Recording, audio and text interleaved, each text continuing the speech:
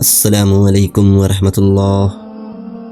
حضرت سلیمان علیہ السلام پرندوں سے ہم کلام ہونے کی قدرت رکھتے تھے۔ پرندوں نے جب حضرت سلیمان علیہ السلام کو زبان دان اور محرم راز پایا تو انہوں نے اپنی چوں چوں ترک کی اور پیغمبر خدا کی صحبت اختیار کر لی۔ حضرت سلیمان علیہ السلام کے دربار میں کیا چرند کیا پرند سبھی حکمت و دانائی کی باتیں کرتے۔ ایک دن دربار لگا ہوا تھا، معمول کے مطابق حاضرین دربار میں اپنی اپنی زبان میں باتیں کر رہے تھے، تجربے اور دانائی کی نہریں رواں تھیں۔ اس روز پرندے اپنی صفات اور ہنر بیان کر رہے تھے۔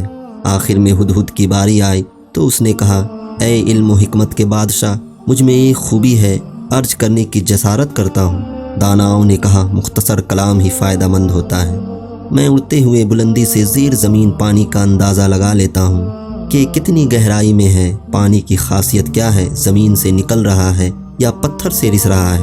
حضرت سلیمان علیہ السلام نے ہد ہد کی اس خوبی کی بہت تعریف کی اور اجازت عطا فرمائی کہ بے آب و غیا سے راہوں میں سفر کے دوران تو ہر اول کے ساتھ رہا کر تاکہ پانی کا خوض لگاتار رہے۔ زاغ بدنیت نے جب سنا کہ ہد ہد کو اول میں شریک رہنے کا اعزاز عطا ہوا ہے تو مارے حسد کے انگاروں پر لوٹنے لگا۔ فوراً پیغمبر خدا علیہ السلام کے سامنے آ کر کہنے لگا، ہد ہد نے آپ علیہ السلام کے حضور میں سخت گستاخی کی ہے اور جھوٹا دعویٰ کیا ہے، اسے اس کذب بیانی کی سزا دی جائے۔ اس سے پوچھئے کہ تیری نظر ایسی تیز ہے کہ پاتال میں چھپے ہوئے پانی کی خبر دیتی ہے، تو پھر تجھے زمین پر بچھا ہوا جال کیوں نہیں نظر آتا؟ جو شکاری تجھے پھانسنے کے لیے لگاتا ہے، ایسا ہنر رکھتا ہے تو جال میں گرفتار کیوں ہو جاتا ہے؟ آسمان کی بلندیوں سے وہ جال کیوں نہیں دیکھ لیتا؟ زاغ بدنیت کی بات سن کر حضرت سلیمان علیہ السلام نے ہد ہد سے دریافت کیا۔ دعوے کی صداقت کا ثبوت پیش کر ہد ہد نے بے خوف ہو کر عرض کیا، اے بادشاہ سلامت، اگر میرا دعویٰ صحیح نہ ہو تو یہ گردن حاضر ہے۔ یہ صفت مجھے قدرت نے عطا کی ہے۔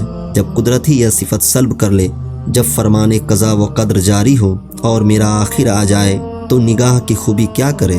ایسے موقع پر عقل کام نہیں کرتی، چاند سیاہ ہو جاتا ہے اور سورج گہن میں آ جاتا ہے۔ درس حیات، اللہ تعالیٰ اپنی مصلحت کے مطابق تدبیروں کو توڑ دیتا ہے، قضا کے سامنے کسی کی نہیں چلتی۔